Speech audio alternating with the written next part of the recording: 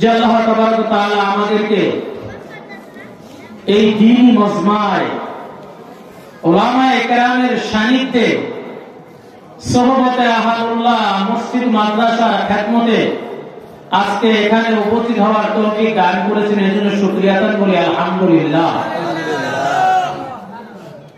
অত্যন্ত ভারাক্রান্ত মন নিয়ে বলতে হয়, ওয়াজ মাহফিলের শিবিরে আমরা বিভিন্ন জায়গায় বয়ানে যাই, যখন ওয়াজ মাহফিলের আয়োজন করা হয় অত্যন্ত আলেম প্রিয়, মাদ্রাসা প্রিয়, মসজিদ প্রিয়, ধর্মের সাথে যাদের সুসম্পর্ক এরকম কিছু সম্প্রদায় ওয়াজ মাহফিলে আসে। আর কিছু লোক এখনো বাড়িতে বসে গল্প গুজব করতেছে, টেলিভিশনের পর্দায় আছে, টেলিভিশন দেখতেছে, ঠিক কিনা? এমন মানুষ আছে যারা আজকে দুনিয়ার জাগতিক কাজের ভিতরে মশগুল, জানে না এই রাত্র তার জীবনের ঘুমন্ত অবস্থায় মালাকুল মউত আজরাইল সালাম তার জান কবজ করতে পারে, এরকম দৃষ্টান্ত আছে কিনা? আজকে যদি এদেশের কোন রাজনৈতিক নেতার কথা বলা হইতো, যেখানে অমুক দলের এক নেতা আসবে, দেখতেন যে ওই নেতাকে দেখার জন্য, ওই নেতার সাথে সাময়িক একটি সেলফি তোলার জন্য, ওই নেতার পাশে একটু দাঁড়ানোর জন্য মানুষের ঢল এখানে নেমে যেত, কি ঠিক কিনা? কিন্তু মানুষ অত্যন্ত দুঃখের বিষয়, মানুষ ভুল পথে পরিচালিত। একটা বার যদি চিন্তা করত যে আমার জীবনে চলার ক্ষেত্রে আমি কার সাথে চলাফেরা করব, আমি জীবনে কার সান্নিধ্যে থাকবো, কার সহবতে থাকবো, আমি তো দুনিয়াতে এমন মানুষের সহবতে থাকবো যে দুনিয়াতে হায়াতের জিন্দেগানি যতদিন সে বেঁচে থাকে কোনদিন আমাকে রেখে সে কোন জায়গায় চলে যাবে না, ঠিক কিনা? কিন্তু দুনিয়ার মানুষ আজকে ভুল পথে পরিচালিত। তার জীবন দশায় সে এমন মানুষের সান্নিধ্যে থাকে, দেখা যায় মাঝে মাঝে সে যার সান্নিধ্যে থাকায় সেও পালায়, আর যে আছে সেও পালায়, ঠিক কিনা? কি আপনাদের এলাকায় আছে কিনা?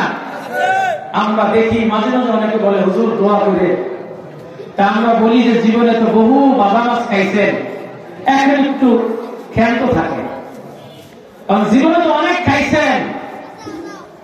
কিন্তু মাশাআল্লাহ আপনাদের সাথে শুকরিয়া আদায় করতেছি, দুনিয়ার জগতে যদি কোন মানুষের সম্পর্ক মসজিদ আর মাদ্রাসার সাথে থাকে, কোন মানুষের সম্পর্ক যদি উলামায়ে কেরামের সাথে থাকে, দুনিয়ার কোন মানুষের সম্পর্ক যদি ভালো আল্লাহওয়ালা দামি লোকদের সাথে থাকে, দুনিয়ার যতদিন বেঁচে থাকে ওই লোকও পালাবে না, তার সাথে যারা থাকবে তাদেরও পালাতে হবে না, ঠিক কিনা?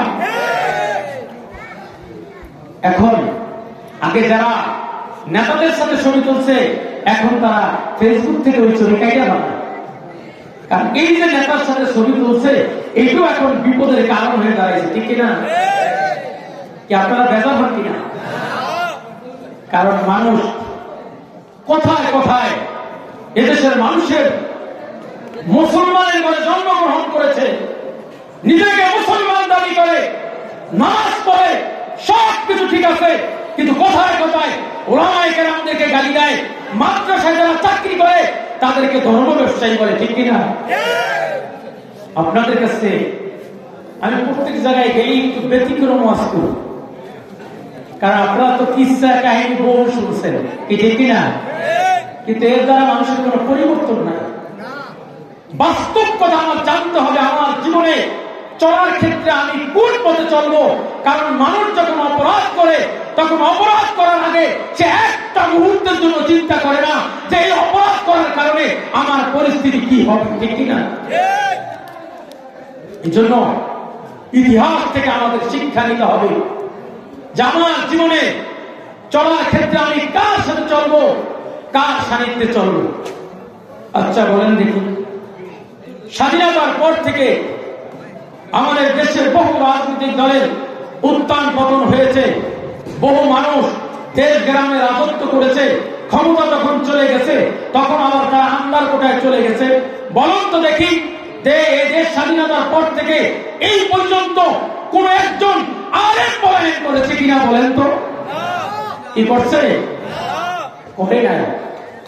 কিন্তু তারপরও যারা ক্ষমতার মস্তদে থাকে, যারা রাজত্ব চালায়, ওরা সর্বসময় মানুষদের কাছে বলে দাঁড়ায় যে ওলামায়ে কেরাম, আলেমরা, মাদ্রাসায় যারা পড়ালেখা করায় তারা ধর্ম ব্যবসায়ী, ধর্ম নিয়ে তারা ব্যবসা করে। কি ঠিক কিনা? প্রকৃতপক্ষে ওরা হলো সবচেয়ে বড় ধর্ম ব্যবসায়ী। কারণ আমরা যে ধর্ম নিয়ে সর্বসময় পরিচর্যা করি, এটা আমার জীবনের শুরু থেকে শেষ পর্যন্ত একই লাইনে আছি। কিন্তু দেখা যায় ওরা যখন ওদের কোনো স্বার্থের প্রয়োজন হয় তখন আলেমের দরবারে যায়, ওদের যখন কোনো স্বার্থের প্রয়োজন হয় জুমার মসজিদে উপস্থিত হয়, ওদের যখন কোনো স্বার্থের প্রয়োজন হয় মাদ্রাসায় উপস্থিত হয় এবং বক্তব্য দেয়। ঠিক কিনা? আসলে ধর্ম ব্যবসায়ী ওরা না আলেমরা? বুঝতে হবে। দেশ স্বাধীনতার পর ওরা কোথায় কোথায় বলে যে হুজুর এই দেশটা খাইছে। কি ঠিক কিনা? বলে কি বলে না? আমি আপনাদেরকে একটা পর্যায়ে নিয়ে যাব।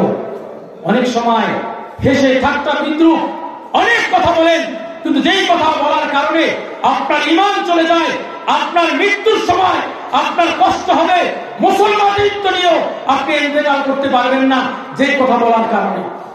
এটা জানা দরকার আছে কিনা? আছে কি আছে না? ইতিহাসের পাতা থেকে মানুষের শিক্ষা নেওয়া উচিত। এই পর্যন্ত বাংলাদেশ 5 বার দুর্নীতি চ্যাম্পিয়ন হয়েছে। কয়বার? কয়বার চ্যাম্পিয়ন হয়েছে? এই দুর্নীতিগুলি করছে আলেমরা না আলেমের বাইরে যারা তারা? কি করছে কিনা? তাদের দুর্নীতির কারণে পৃথিবীর মানচিত্রে আমরা কলঙ্কিত হয়েছি, দুর্নীতি দেশ হিসাবে আখ্যায়িত হয়েছে। আর উলামায়ে কেরাম, হাফিজি মাদ্রাসা পৃথিবীর বিশ্বের বিভিন্ন দেশে হিফজুল কোরআন প্রতিযোগিতায় চ্যাম্পিয়ন হয়ে পৃথিবীর মানচিত্রে বাংলাদেশকে মুসলিম রাষ্ট্র হিসাবে আখ্যা দিয়েছে। ঠিক কিনা? এমন দেশ আছে যে দেশ বাংলাদেশকে চিনত না, কিন্তু আল্লাহ তাবারক ওয়া তাআলা উলামায়ে কেরামের সম্মানকে উঁচু করার জন্য ইরাক কোন, ইরান কোন, কুয়েত কোন, সৌদি আরব কোন, জর্ডান কোন, বাহরাইন কোন, তুরস্ক কোন, এবং পৃথিবীর বহু রাষ্ট্রে হিফজুল কোরআনের প্রতিযোগিতা হয়েছে। ওই সমস্ত রাষ্ট্রে হিফজুল কোরআন প্রতিযোগিতায় বাংলাদেশের হিফজুল কোরআন মাদ্রাসার পড়ুয়া ছাত্ররা বিশ্বের মানচিত্রে চ্যাম্পিয়ন হয়ে দেখিয়েছে। ঠিক কিনা? তাহলে হুজুররা কি দেশের ক্ষতি করলো না উন্নতি করলো? সারা পৃথিবীর মানচিত্রে হিফজুল কোরআন ছেলেরা যখন প্রতিযোগিতায় ফার্স্ট হয়ে বাংলাদেশকে জাতির সামনে, পৃথিবীর সামনে উন্নতি করেছে, তখন বিদেশি সরকার এই দেশে মডেল মসজিদ করে দেওয়ার জন্য তারা আগ্রহ প্রকাশ করেছে। আজকে এই দেশে প্রত্যেকটা উপজেলায় মডেল মসজিদ হচ্ছে। যাদের কারণে আজকে এই বাংলাদেশে মডেল মসজিদ আসলো, তারা ওই মডেল মসজিদ ধারে কাছে যাইতে পারে না। কিন্তু ওই মডেল মসজিদ করার ক্ষেত্রে যারা দুর্নীতি করে তাদের বিচার হওয়া উচিত কিনা বলেন? তাইলে হুজুরদের কারণে বিদেশ থেকে সাহায্য আসে। কি আসে কি আসে না? হুজুরের কারণে সাহায্য বিদেশ থেকে আসছে। এই দেশে মডেল মসজিদ এসে, আর এই মডেল মসজিদ কইরা তোমরা দুর্নীতি করে টাকা কামাই করো। কি ঠিক কিনা? আর কাউ হুজুররা খাইছে, হুজুররা খাওয়ানোর ধারে কাছে হতো না। সবাই একটু চাপে সামনে বসতে হবে, একটু সামনের দিকে আসে বসেন, সবাই একটু সামনের দিকে আসে, ওই যে পিছনে একটু জায়গা আছে, সবাই সামনে আসে। দুর্নীতির ক্ষেত্রে আপনারা দেখেছেন যে এই দেশের যখন 111 ছিল তখন এই দেশের ভিতরে যত দুর্নীতি পরায়ণ লোক ধরা পড়ছে, তারা কি আলেম ওলামারা না আলেমের বাইরের লোকেরা? তা দুর্নীতি করছে আলেমরা না অন্য মানুষ? হাত করা কি আলেমদেরকে পড়াইছে না ওদেরকে পড়াইছে? এই দেশের টাকাকে চুরি করে বিদেশে বাড়িঘর করছে কি আলেমরা না ওরা? বিবাহশালীর বাড়িতে বর কনের উসিলায় বিবাহ খাম খায়। কি ঠিক না? আর আইসা যদি বর কনে যদি অনুষ্ঠানে না থাকে তাদের উপলক্ষে আয়োজন হয় কি হয় না? কিন্তু তাদের উপলক্ষে বিয়ার আয়োজন হয়, সেই আয়োজনে মুসমেরে খায়। আর যদি সেই বর আর কনের বিরুদ্ধে সমালোচনা করে আর রাস্তা দিয়ে যদি যায়, মানুষে বলে না যে তুই একটা বিশ্বাসঘাতক, কি ঠিক কিনা? যদি বর আর কনের ওই বাড়িতে যদি আয়োজন না হইতো, তোর কপালে খাওয়ান চড়তো না, ঠিক কিনা? এই জন্যই তো অনেক বিবাহ শাদীতে এখন খাওয়ান এমনও চলে না। বিয়ে শাদী হওয়ার পর ব্যয়, দুই পক্ষের ব্যয় একত্রে একটা ব্যয়, পরে রেখা লাভ কি? আপনারা 5 জন আয়া রয়েছে, কি ঠিক কিনা? এই কথা ঠিক কিনা? এটা ইসলাম শরীয়ত সম্মত। আজকে এই দেশের হাজার হাজার কোটি টাকা যারা প্রস্তুত করেছে, যারা বিভিন্ন জায়গায় নিয়ে গিয়েছে, আত্মসাৎ করেছে, কিন্তু আজ পর্যন্ত দুর্নীতির দায় বাংলাদেশের কোন একটা লোক বলতে পারবে না যে একজন আলেমকে গ্রেফতার করা হয়েছে, কি ঠিক কিনা? আমি যেই কথা বলতেছিলাম যে দুনিয়ার সান্নিধ্য কার নিবেন?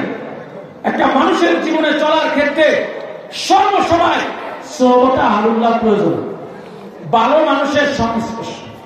তা আমাদের সমাজের ভিতরে যারা দুর্নীতি করেন তারা সর্বসময় তাদের সাথে মানুষকে দুর্নীতি করার পিছনে আশ্বস্ত করে। কোন একজন মানুষ যদি দেখে যে ভালো ওলামায়ে কেরামের সাথে চলে, মসজিদ মাদ্রাসার সাথে চলে, আর সাধারণত আপনারা সমাজের ভিতরে দেখবেন যারা আল্লাহকে মানে, আল্লাহ রসুলের বিধান অনুযায়ী যাদের জীবনকে পরিচালিত করে, আল্লাহ তাবারক ওয়া তাআলা তাদেরকে দুনিয়ার জগতে বিভিন্ন বালা মুসিবত দিয়ে তাদেরকে পরীক্ষা করে, ঠিক কিনা? আর ইহুদি আর নাসারা যারা আল্লাহ খোদাকে মানে না, তাদের জীবনে চলার ক্ষেত্রে তাদের জীবনের চলাটা সাময়িক দেখা যায়, খুব সুন্দর করে চলে, কি ঠিক কিনা? আল্লাহ তাবারক ওয়া তাআলা সার দেয় কিন্তু সারিয়া দেয় না। আমাদের দেশের এক লোককে বলতেছে সে জুমার নামাজে যাইতেছে, পরে জিজ্ঞাসা করছে ভাই যাও কই? কয় জুমার নামাজ পড়তে যাই। কয় বেড়া তোরা জীবনের নামাজ পড়ছস, পড়িয়া কি করছস? দেখ আমি যে নামাজ পড়ি না, আমার জীবনে একটা প্যারাসিটামল খাওয়া হয় না, আমার কোনোদিন অসুখ হয় না। আবার দেখবেন এলাকায় যদি বেনামাজি, গাঁজাখোর, ইয়াবাখোর, মদ খায়, অন্যায় কাজে লাগে সম্পৃক্ত, এদিকে দেখতো ওই ইহুদি নাসারা খ্রিস্টানের মতো পাগলের মতো দেখা যায়, কিছু কথা ঠিক কিনা? আর যারা আল্লাহওয়ালা আলেমদের সাথে চলে, মসজিদ মাদ্রাসার সাথে সম্পর্ক, ভালো মানুষের সংস্পর্শ থাকে, তাদেরকে একটু দেখতে জিনিস শূন্য দেখা যায়।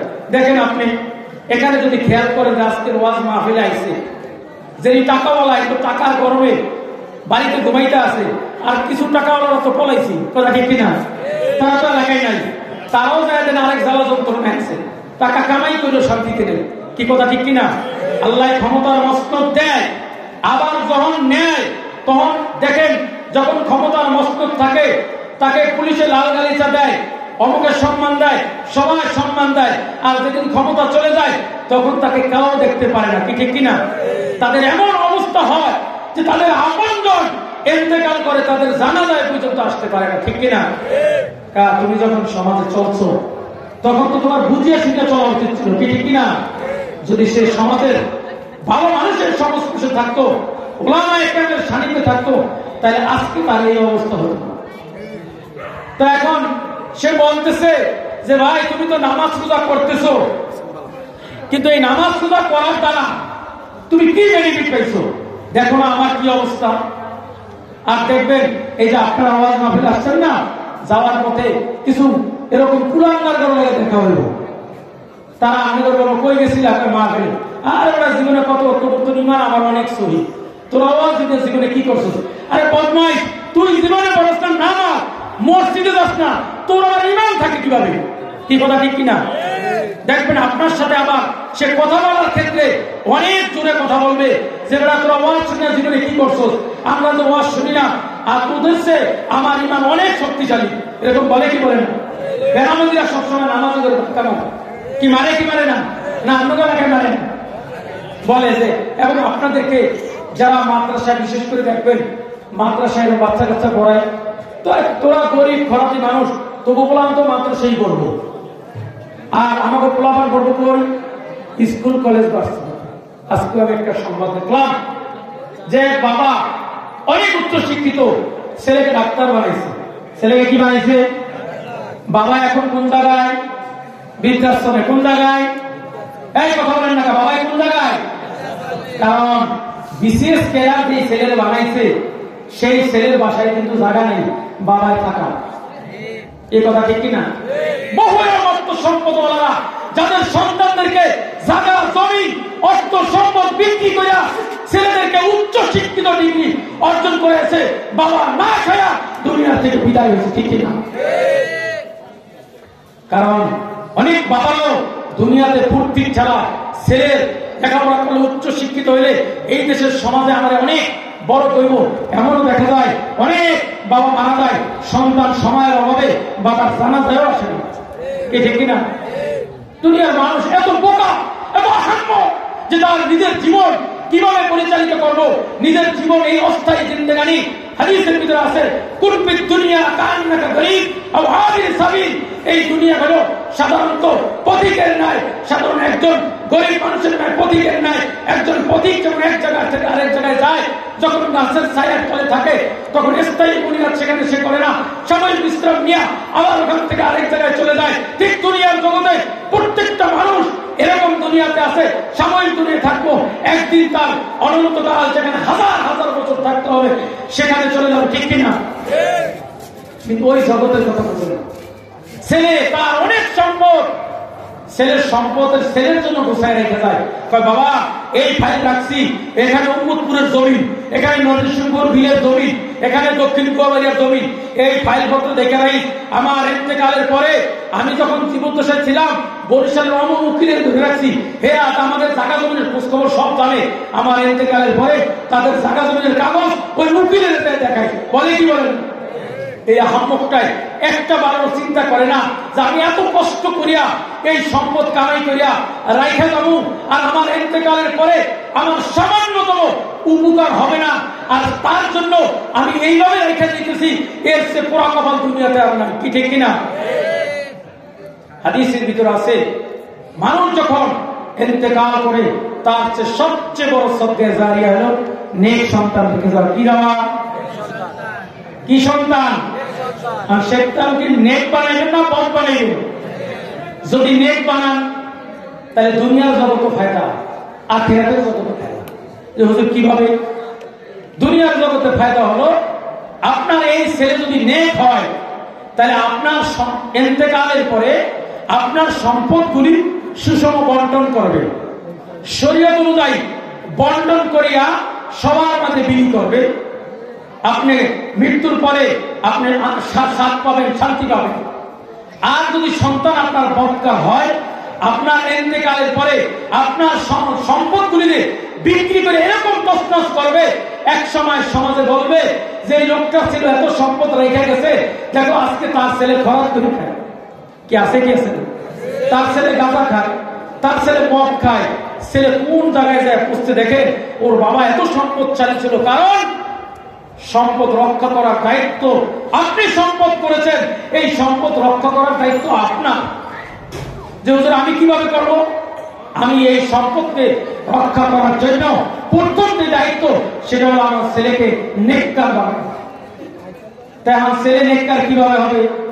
যে হুজুর আমার ছেলে তো স্কুল কলেজ ভার্সিটিতে পড়ে, আমি নেককার বানাবো কিভাবে? এখনো এই ছেলেকে নেককার বানানোর সুযোগ আছে। আপনার ছেলে যদি স্কুল কলেজ ভার্সিটিতে পড়েও থাকে, এই ছেলেকে নেককার বানানোর জন্য আপনার প্রথম দায়িত্ব হলো ঘরের ভিতরে তালিম তরবিয়তের ব্যবস্থা করে সর্বসময় ছেলেকে নামাজ, রোজা, হজ, যাকাত নিজে পালন করা, আর প্রত্যেকটা বিষয় ছেলেকে পালন করার উপরে উদ্বুদ্ধ করা, ঠিক কিনা? কারণ আপনি সম্পদ কামাই করছেন, আপনার উপরে হজ ফরজ, আপনি হজ করেন না। আপনার উপরে যাকাত ফরজ, আপনি যাকাত দেন না। আপনার উপরে নামাজ ফরজ, আপনি নামাজ পড়েন না। আপনার উপরে রোজা ফরজ, আপনি রোজা রাখেন না। আপনার উপরে সদকা ফরজ, আপনি সদকা করেন না। আপনার উপরে মাদ্রাসা দান খরচ করা ফরজ, আপনি মাদ্রাসা দান খরচ করেন না। মসজিদ নির্মাণ করা আপনার উপরে ফরজ, আপনি মসজিদে টাকা পয়সা দেন না।